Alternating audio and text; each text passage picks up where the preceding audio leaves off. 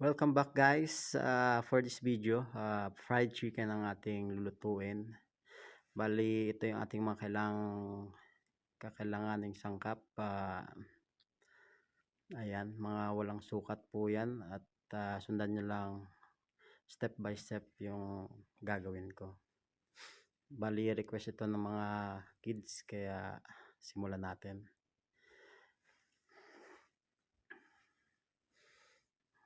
Sariling version ng aking fried chicken. Ayan. Panoorin nyo lang guys yung step by step para masundan nyo.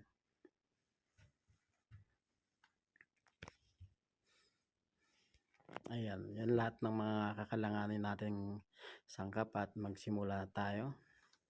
Yan, naglagay na ako ng paprika sa manok natin. Nilagyan ko na rin yan ng itlog, isang peraso. Ayan, tas yung ating garlic powder. Yan, mga ano yan, yung paprika, 2 teaspoon. Ito namang garlic powder, mga 6 na teaspoon yung mga friend. Ayan. Tapos lagyan natin siya ng calamansi juice. Ayan. Mga 5 perasong calamansi juice mga friend. Sakto na yan para maging malinamnam ang ating fried chicken.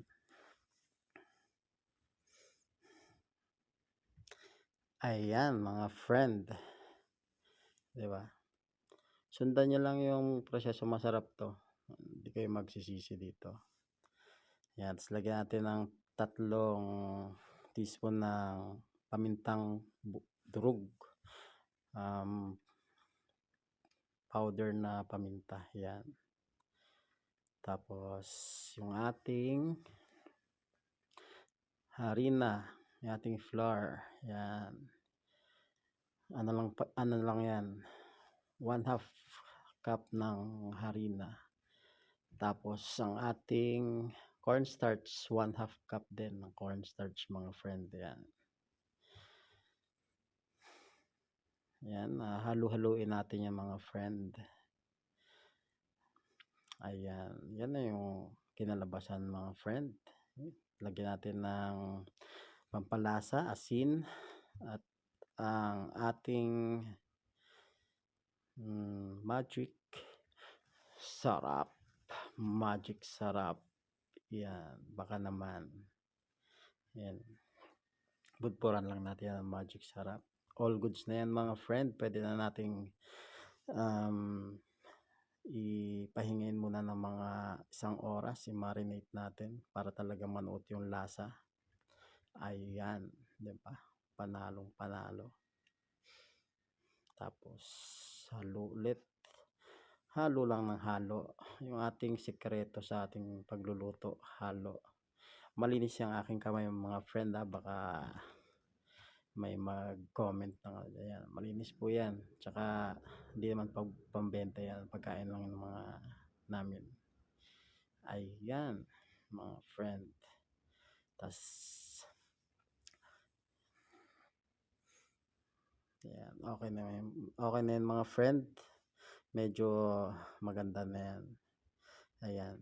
Dito naman tayo sa ating gagamiting breading. Yan. Sariling gawang breading yan mga friend.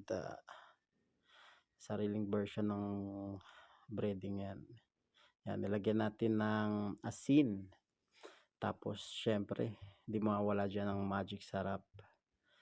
Tapos, ganun din, paminta. Ayan, paminta. Tapos yung ating garlic powder. Ganun din mga friend, katulad kanina do sa 3 teaspoon ng pamintang durog, tas 6 na teaspoon netong garlic powder. Bali yung harina neto, tig 1 cup ng flour and 1 cup ng cornstarch. Yan, nalagyan natin ng cornstarch yung mga friend para maganda yung lutong ng chicken natin. Yan ang nagpapalutong sa ating manok. Ayan, pag nalagay na natin lahat yan, Ayan. Siyempre halo-haluin lang yan mga friend. Halo-halo lang yan. Yan, hanggang sa magsama-sama ang mga sangkap. Yan. Try nyo gawin yan mga friend. Walang pinagkaiba yan sa binibili natin mga chicken breading mix. Pero mas masarap yan. Yan, nagpainit na tayo ng mantika sa kawali. Maraming mantika yan para talagang lunod ang manok. Ayan. Salang tayo ng mga 3 peraso mga friend. Yan. Ang sarap ng pagkaprito nyo. Galit na galit ang mantika. Ayan mga friend. Diba? Ayan. Tayin lang natin na maging golden brown yung kabilang side. Tas balik rin natin. Ayun na, 'di ba? All goods mga friend. Panalong panalo ang itsura. Napakaganda ng pagkaprito. Malutong yan mga friend. Malutong na malutong. Ayan, nakita nyo ba? Ayan, 'di ba? All goods. Napakasarap. Ayan, ahon lang natin 'to. Tas ganun pa rin ang proseso. Lagay sa breading, then salpak sa mantika. Ayan. Ganun pa rin. Salpak pa rin tayo ng manok dyan. Lagay tayo ng manok. Ayan. Same process mga friend. Last na ano na yan. Last na batch na yan. Bali, pinabilis ko na lang. Ayan. Diba? Napakasarap ng pagkalutong yan mga friend. Nako. Pag ginawa niyan, talagang matutuwa yung mga kids, yung mga friend. Magre-request talaga yan. I-request yan. Yan, di ba? Panalong panalo. So, yung ating next video, yung paggawa naman ng gravy. Masyado nang mahaba pag idugtong dito. Ayan yung ating naluto mga friend. Napakasarap, di ba? So, paano yan? Hanggang dito na lang tayo mga friend. See you sa next video, yung paggawa ng gravy. Ayan. Bye-bye. Thank you for watching.